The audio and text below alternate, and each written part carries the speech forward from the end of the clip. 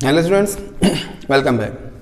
So today we are going to start ahead in a lesson second sound of music, and we are reading second part, and this second part is about Bismillah Khan. Bismillah Khan was a famous Sehnai player from India. And yes, you one more thing, he born in Bihar, and where Bihar, Dumrao, ROAN, Dumrao, Bihar, and he died in Uttar Pradesh, and Uttar Pradesh, that is Varanasi. Yes, this is the latest name of Varanasi, but before that it was called, what it was called, it was known as Banaras. Yes, Banaras. Banaras was his maternal uncle, and he was born in Bihar, Dumrao. Dumrao was his paternal uncle. Paternal parents were there. Okay, so today we are going ahead in this lesson, and we will know more about Bismillah Khan. What did Bismillah Khan do in his life related to this Sehnai? So let's start. Up to now, we came to know about the things that how did Sehnai came into existence, and what was Sehnai, and what is the old form of Sehnai we came to know, and from where the Sehnai began started. We know these all things. So now we are going to know more about Bismillah Khan. What did Bismillah Khan do in the field of Sehnai, and what was his achievement in the field of music? So let's start the next part, Bismillah Khan. So here you can see two pictures. One picture, there is a Pungi, and on the other side, this is the photograph, or this is the picture of Aurangzeb. You know very well about Aurangzeb. Aurangzeb was a Mughal emperor, and he was a Mughal emperor, so he did what he did regarding Pungi. Let's start. So Emperor Aurangzeb banned the playing of a musical instrument called pungi in the royal residence, for it had a certain unpleasant sound. So Emperor Aurangzeb banned pungi. Why? Because the sound of the pungi, the music of the pungi was not good. It was unpleasant. So it was unpleasant. That's why it was banned by Aurangzeb in his palace, in his mahal. So Pungi became the generic name for reed noise maker, and it seems this is a noise. This is a noise. That's why it should be stopped. It should be banned everywhere. So few had thought it would one day be revived, and some people were thinking that this Pungi will be there. Pungi would come again in the existence. So let's start. So you can see in the next picture there. So there are three pictures. One picture there is a barber. Second picture about Pungi, and third picture is about the Sehnai. So what is the relation between this Sehnai and Pungi, and what is about this Nai regarding this instrument, regarding this musical instrument? So let's know a barber of a family of professional musicians. So there was a barber, and that barber belongs to musicians. Yes, you musician, and these musicians were working in the palace of Aurangzeb. They were working in the royal palace. So that the barber decided to improve the tonal quality of the pungi, and that barber decided that I will improve the tonal quality, I will improve the music, I will improve the sound of the pungi.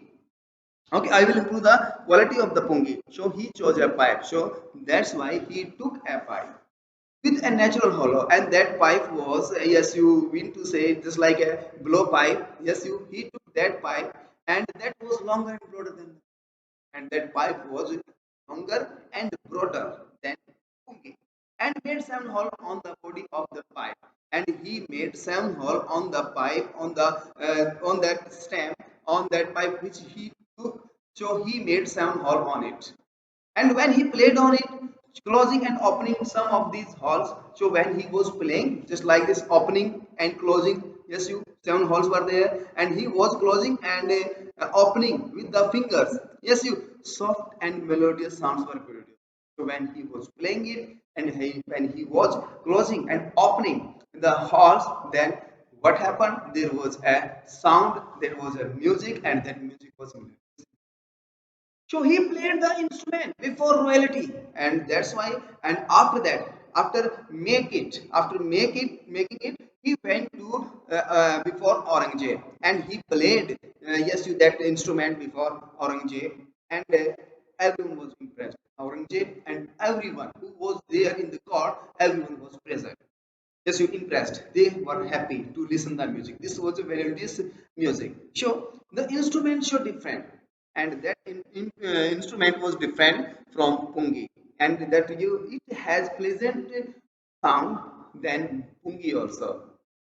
Yeah, so Pungi had given to be given a new name. So that's why it was a Pungi, just like a Pungi, but it should be given a new name. So what should be the name?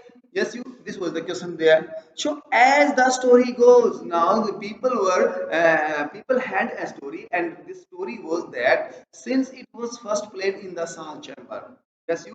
It was said that what should be the name of this instrument. So they thought that the people were telling us that yes, you that instrument was played in Sahal chamber. That instrument was played in Aurangzeb's court, and it was played by a nai.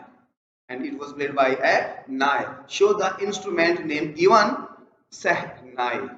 Shami, it is played in Sahaj chamber first, and it is played by Sahnai. So it got its name Sahnai. The sound of the Sahnai began to be considered auspicious. So the Sahnai sound was began to be considered auspicious. This was a great thing. Yes, you and that instrument means Sahnai was played on the special occasions. And for this region, it is still played in temples and in an indispensable component of any northern Indian wedding. So that's why this Sahnai is played in temples, and that Sahnai is today. Also, we are playing this Sahnai in temples, and it is played on the wedding also, especially in North Indian weddings. In the past, the Sahnai was part of the Nawab or traditional ensemble of nine instruments found at Royal Court.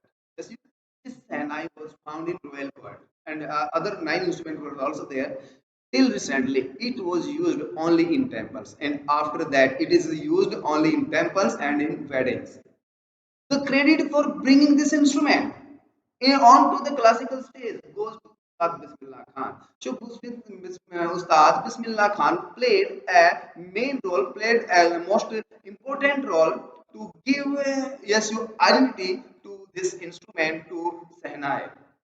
Before that, it was played only on only in temples and in weddings, and then now it can be heard on the stages also.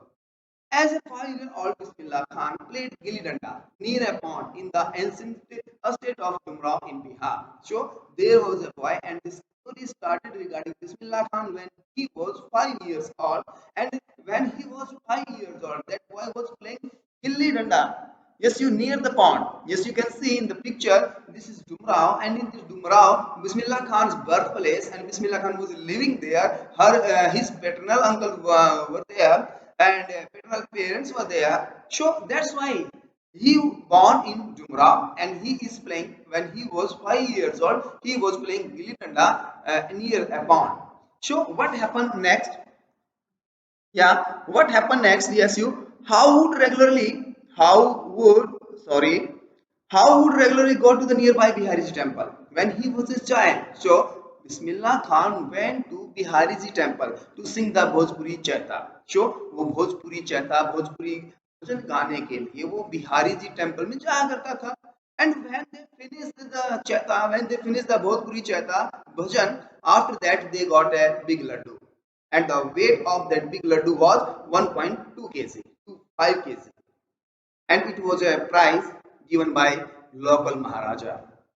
So this happened 80 years ago, and this was going on 80 years ago before when he got a Nobel Prize, and he got Nobel Prize in, yes, you, we will come to know about this also. So it was going on when he was, yes, you, a child. So he was getting 1.25 kg laddu as a prize to sing a Bhojpuri Chaita. So, and the little boy was has traveled far to earn the highest civil awards in India, the Bharat Ratna. And after, yes, you, after 80 years of this incident, he got Bharat Ratna, and that Bharat Ratna is the highest civilian awards from India. So up to here we have done, and we will come with the next video. Thank you. Have a nice day. Hello students, welcome back.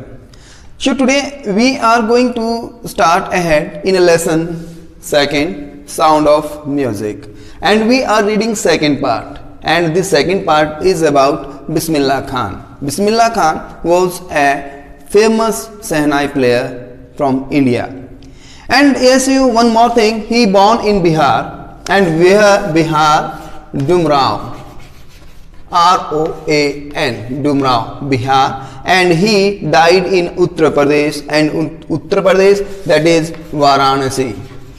Yes, this is the latest name of Varanasi, but before that it was called, what it was called, it was known as Banaras.